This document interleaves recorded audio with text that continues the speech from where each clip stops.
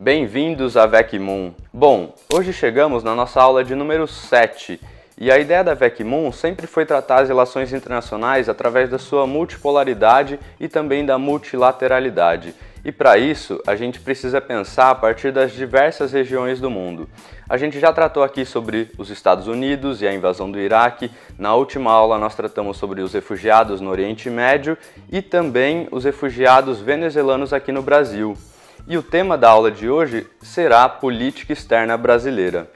Vamos começar? A primeira coisa que precisamos fazer então é diferenciar a política externa de diplomacia. A diplomacia é uma forma de se fazer política externa. Como o Estado brasileiro só surge de fato em 1822, muitos autores tratam o período que vai de 1500 a 1822 como um período da política externa portuguesa, que foi marcado por ameaças ao território colonial, por uma proximidade com a Inglaterra e também pela assinatura de alguns tratados, como o Tratado de Tordesilhas e o Tratado de Madrid. Vale ressaltar que o Tratado de Madrid, assinado em 1750, foi inspirado por um diplomata brasileiro chamado Alexandre de Gusmão, e ele baseou toda a sua argumentação no princípio do uti possidetis. E foi esse tratado, então, que definiu a geografia brasileira tal qual a gente conhece hoje. Com a vinda de Dom João em 1808, inaugura-se uma política voltada ao Brasil.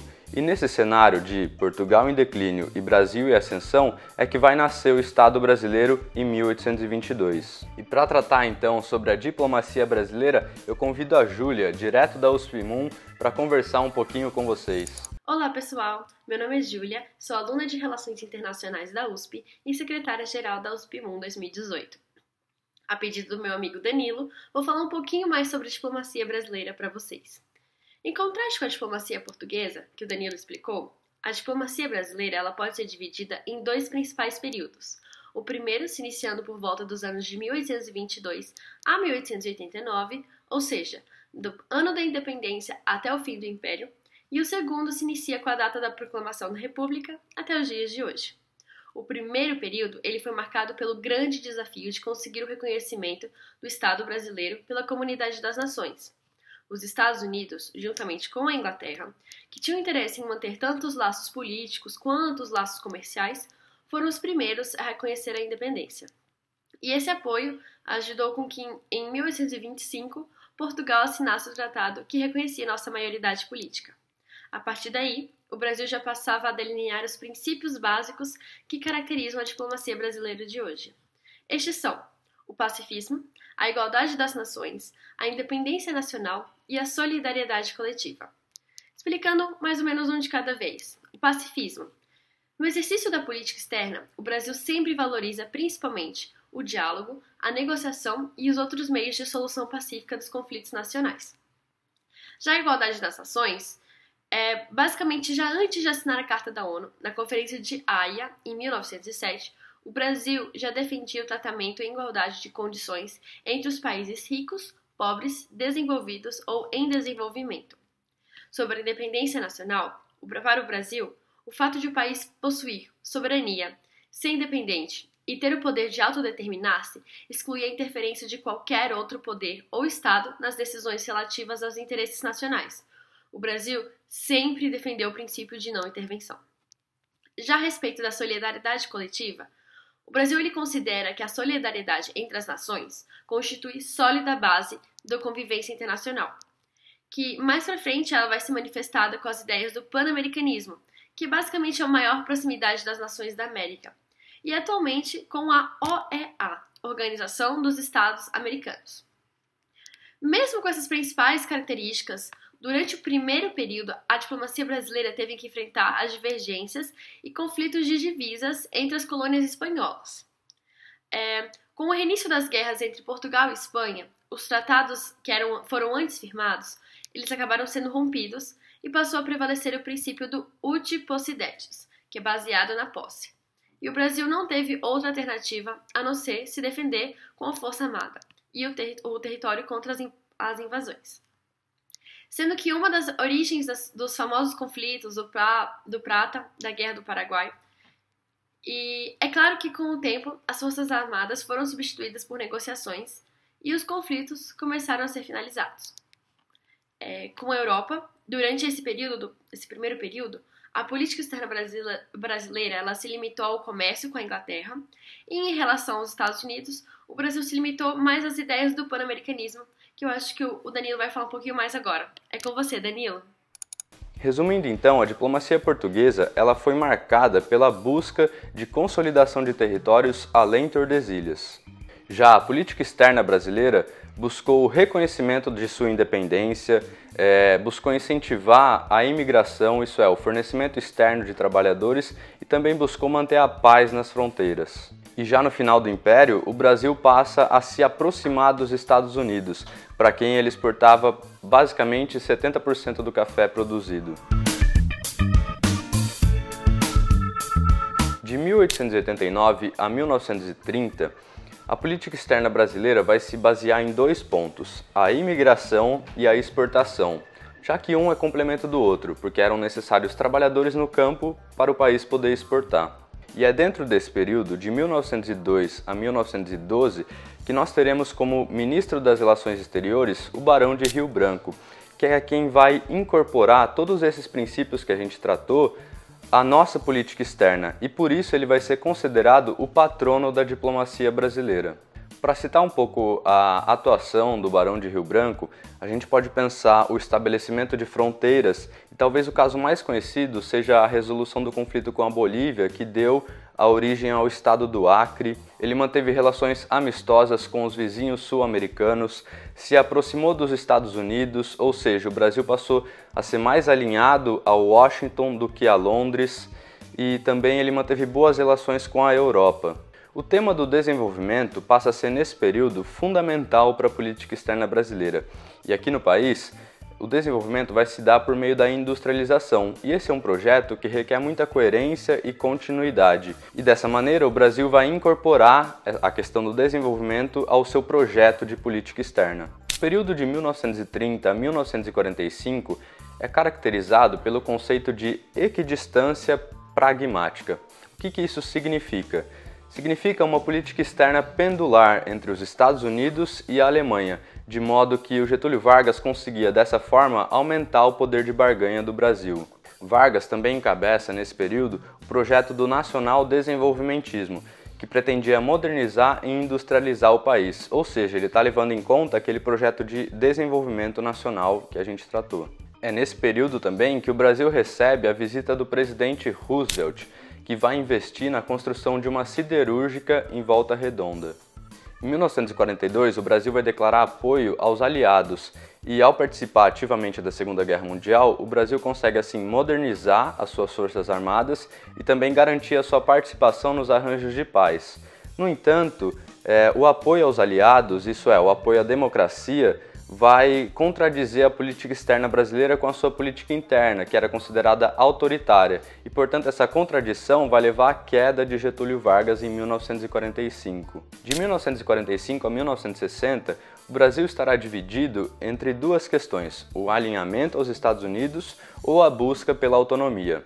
Durante o governo Dutra, o Brasil tem uma espécie de alinhamento automático aos Estados Unidos, e é nesse período também que ele participa da criação da OEA, a Organização dos Estados Americanos, e da Organização das Nações Unidas, a ONU. E durante os governos Vargas e JK, o Brasil vai prezar pela busca de autonomia, e desse modo ele vai adotar um americanismo pragmático. O que isso significa?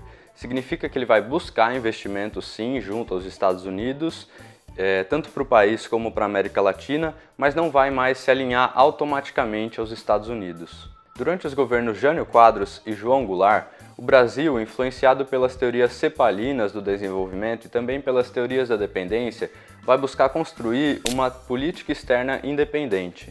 Dado seu não alinhamento durante a Guerra Fria, o Brasil vai buscar ampliar as suas parcerias econômicas e políticas, diversificando então seu mercado na China, na África e no Oriente Médio. E dessa forma o Brasil muda, o eixo da Guerra Fria de leste a oeste e passa a enxergar o mundo a partir do eixo norte-sul. A mudança de regime político no país não leva a mudanças na política externa, já que segurança e desenvolvimento continuam sendo prioridades da agenda. Com a inauguração em Brasília, no ano de 1970, do Palácio do Itamaraty, ocorre uma profissionalização e institucionalização dos diplomatas, tornando assim a diplomacia mais pragmática e menos ideológica. Mas ainda assim, o Brasil está dividido entre o americanismo e o globalismo.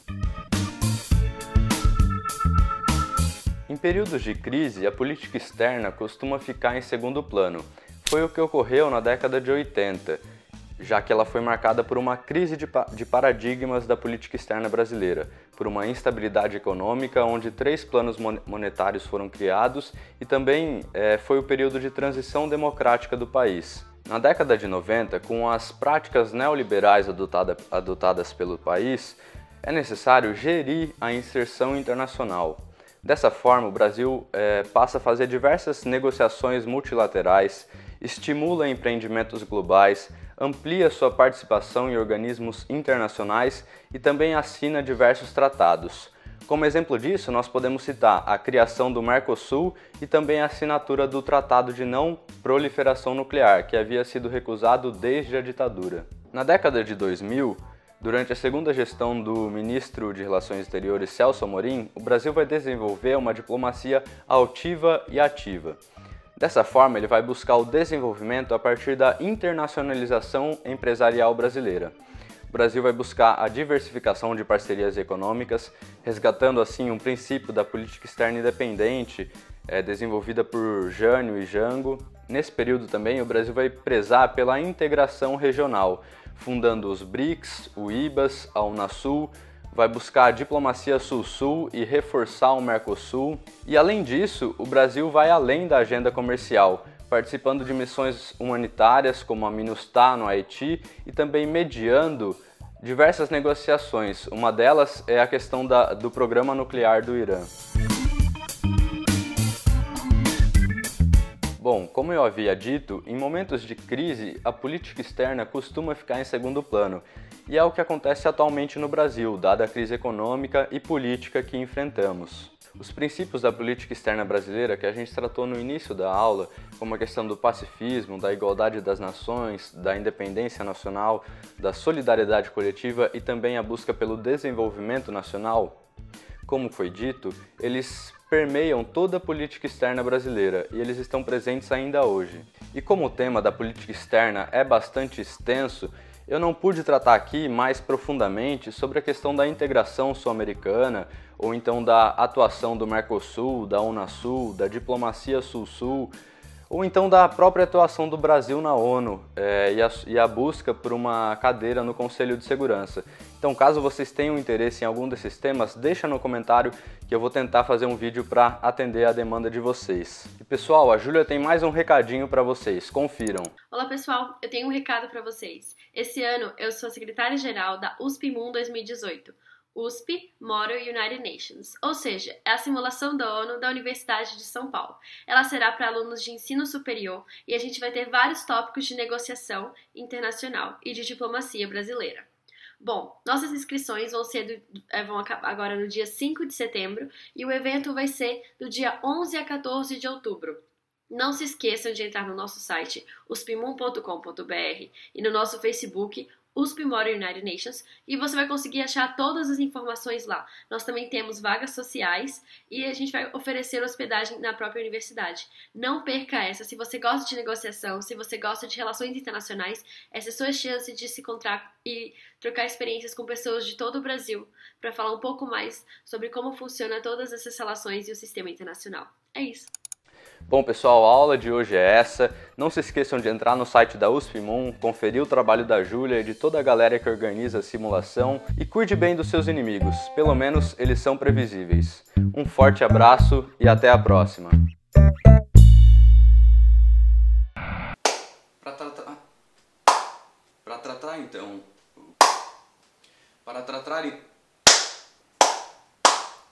Então vou regravar essa parte aqui.